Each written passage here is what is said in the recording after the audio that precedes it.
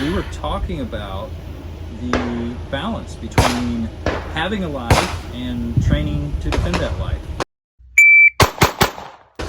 So if you have any thoughts, I'd love to hear them.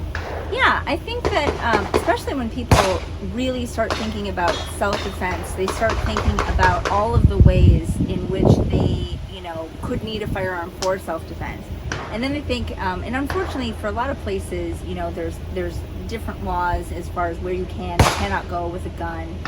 And that starts to inform them on what they want to do or what they can't, or what they don't want to get into, right? Maybe there's something they were really interested in, but they're like, I can't carry a gun in that location. So you know what, I'm not going to do it. And I think that kind of mentality is really self-limiting, because what is the point of having a life that is full and enriched if you're going to limit it based upon whether or not you can just carry a gun in that location? Because, and it also puts all of the focus on your self-defense on one specific tool, right? The idea of self-defense or personal protection becomes not what am I capable of doing in order to defend myself in any situation, but if I don't have a gun with me, therefore I cannot defend myself. And a lot of people would probably say, well, that's not the case, it's just a better idea, or a better effective tool that I can use. But there are lots of other effective tools that you can use, and the gun is only applicable in a very, very narrow niche self-defense kind of scenario, and that is a lethal force defense. A lethal force scenario.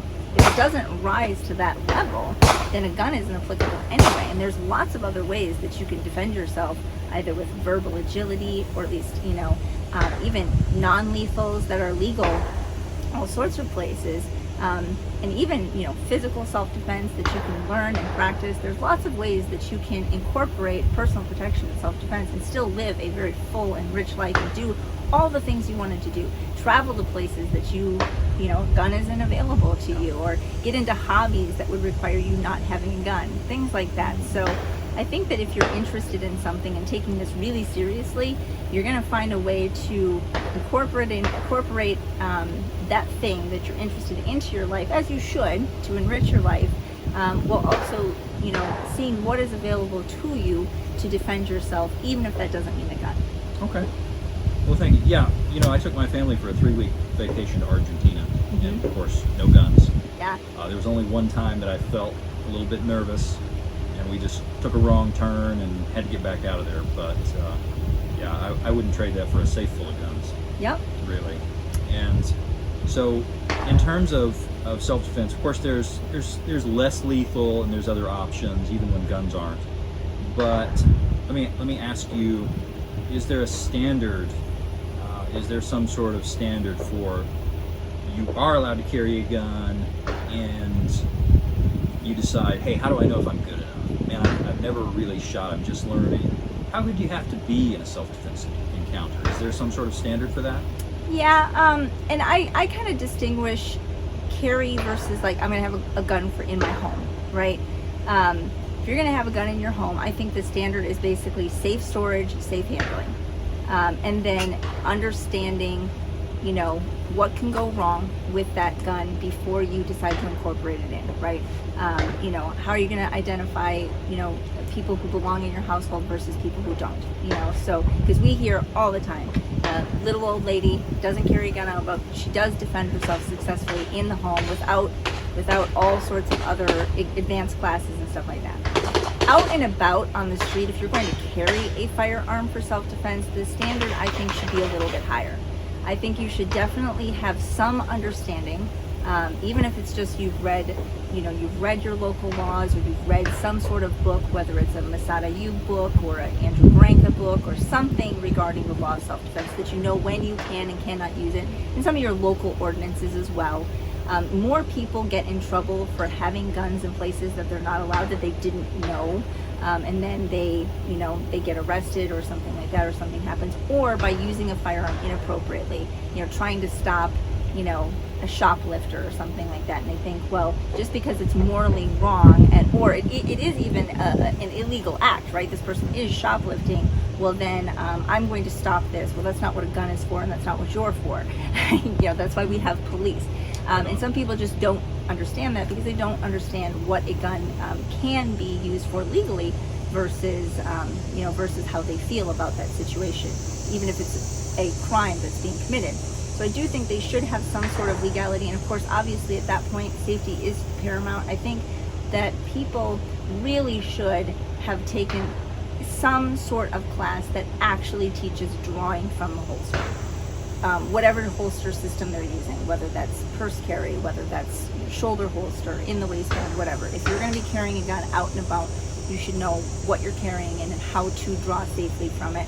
And then from there, some kind of training in, basic marksmanship up to 5 to 7 yards. I know some people have really high, like, I want them to be able to do 5 by 5 by 5 in such and such a time, or this drill or that drill. And those aren't wrong. I just know that there are many, many, many people, or you'll have people who say that they should have this level of this kind of skill and that kind of skill and that kind of skill. And I don't disagree. I do think you should be able to, if you can, have multiple different facets and multiple different skills, verbal agility and some kind of hand-to-hand, and those are all great, and they are going to be definitely helpful for you in your self-defense journey or personal protection journey in general. But there are lots of people who successfully defend themselves and others with firearms with minimal training. And I don't want to exclude those people or think that they are excluded from using a firearm just because they haven't yet met a particular standard, especially elderly people who, they're not going to go to your grappling classes. They're not going to go to those other, because they just can't. They're not of that. But they can learn how to safely draw from the holster. They can learn how to put, a couple of rounds in a zone at 7 yards. And I think that should be a minimum standard for carrying one out and about. And they can definitely learn about when it is illegally justifiable to use that firearm. Okay, perfect. Okay, one last question for you relating specifically to you, to the fairer sex. What do you think is specific to the ladies that we men don't really have to worry about in regards to self-defense?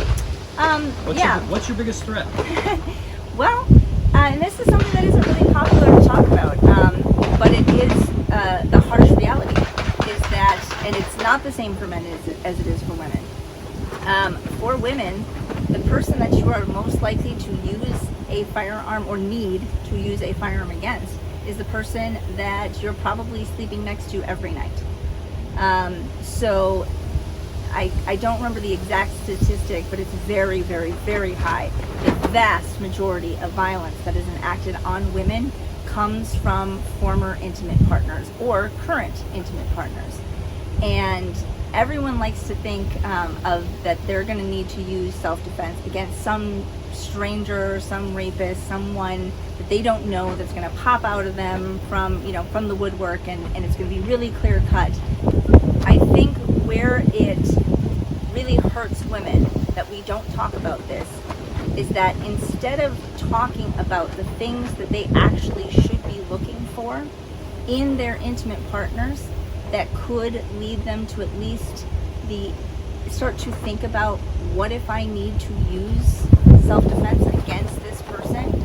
We always talk about these random, we talk about the sex traffickers at Walmart, which is not really a thing, by the way, or we talk about, this random person and that random person, and we don't talk about intimate relationship escalation of violence. What are the signs that the person that you are in a relationship right now is likely to be violent one day?